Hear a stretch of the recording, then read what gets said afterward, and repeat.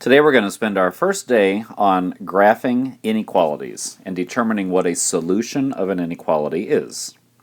So what I'd like you to do is make sure that you find this note sheet and then follow along and fill it out as this gets filled out. The first thing we're going to do is the same thing we've done with equations. Determine if the ordered pair is a solution of the given inequality. So remember, when we have an ordered pair, we have an x value and we have a y value. And what we need to do is figure out if, after I plug in this x and y value, if I get a true statement. So let's plug in 6 for y and 1 for x and see what happens. And if I do that, I end up getting 6 is less than 1 plus 6. Which that means 6 is less than 7. And if I want to figure out if that's a true statement or not, that answer is yes, that's a true statement. So that means that the 0.16 is a solution to that inequality. Now let's just be careful with signs. Let's try number 2. My x value in number 2 is negative 3, and my y value is negative 12. So let's plug in negative 3 for x, negative 12 for y, and see what happens. I would be left with negative 12 is greater than or equal to. If I take 2 times negative 3, that gives me negative 6. I'm just going to do that in my head, minus 5. So then I would end up with negative 12 is greater than or equal to negative 11. And remember that if the number is more negative, it makes it a smaller number. So really, negative 12 is smaller than negative 11, not bigger. So this is a false statement. And what that means is that point is not a solution for that inequality. Let's try the third one. In the third one, I'm going to plug in x is 5, and I'm going to plug in negative 3 for y. So I would have negative 3 is less than or equal to negative 5 plus 2. Simplifying it, I would have negative 3 is less than or equal to negative 3. And negative 3 is less than or equal to negative 3. It's equal to, and so that would be a true statement. Now, the next thing that I would like to do is graph an inequality. And I want you to think back to what we did first semester if you had to graph something on a number line. If you had to graph, for example, x is greater than or equal to 3 on a number line, you'd have to decide if you needed an open or closed circle, and then you'd have to decide where to shade. We're going to do the same kind of thing here, except we can't draw an open or closed line. But let's at least get the line right first, and then we'll worry about how to accurately draw it in.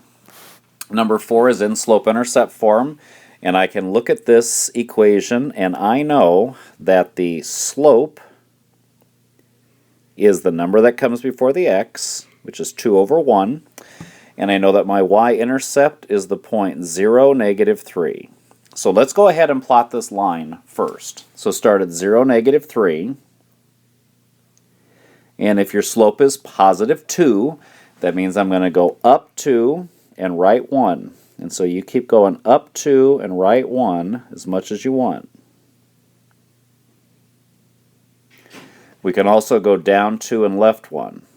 That'll get me at least one more point on there.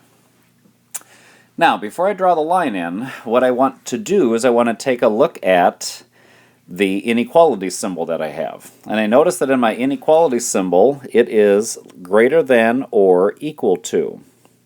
And if I was sketching something on a number line that was greater than or equal to, I would draw a solid circle, a filled-in circle. So I need to draw a solid line for this one. And that's going to be the case anytime you have that equal to.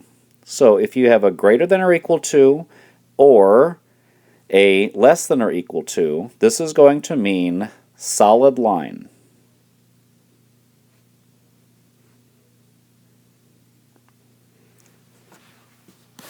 So connect the points on your graph with a solid line.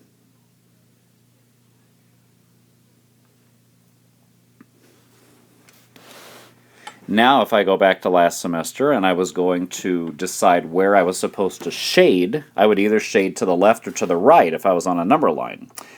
Well, this is going to be the same kind of thing here, but I can't shade just left or right. I really need to shade above or below. Since all of our lines are going to be in slope-intercept form, we can just look at the symbol and that will tell us where to shade. So I see that I have a greater than symbol. It's greater than or equal to, but it is still greater. So greater means to shade above, just like you think it should. I'm hoping that if you would think greater, you'd think higher or above. So the answer for this graphing problem is drawing the line in, which we did in red, making it a solid line, which we did, and then we have to shade above our line. And so this shading represents where all our solutions are. It's the points on the line and all those points that are right above it. Let's take a look at problem number 5. Number 5 is also in slope-intercept form, and I can look at this problem and I know that the slope is the number that comes before the x, -1/2. And I know that the +1 at the end means my y-intercept is 0, +1. So I want you to plot 0, +1 first. Slope is -1/2, so that means you need to go down 1, right 2. So keep going down 1 and right 2 as much as you want. We can also go up 1 and left 2.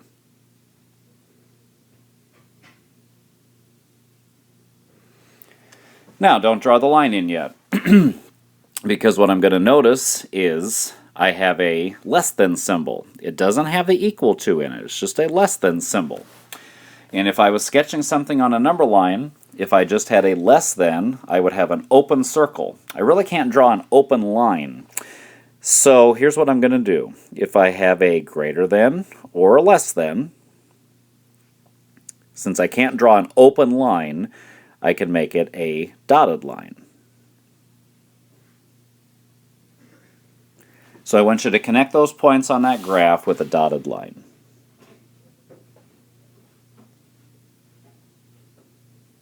And what this is showing is that those points on the line are not part of the solution.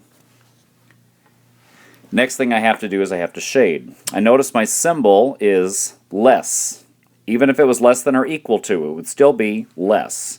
And so less means to shade below. And I hope you think that makes sense. Less than, lower, shade below.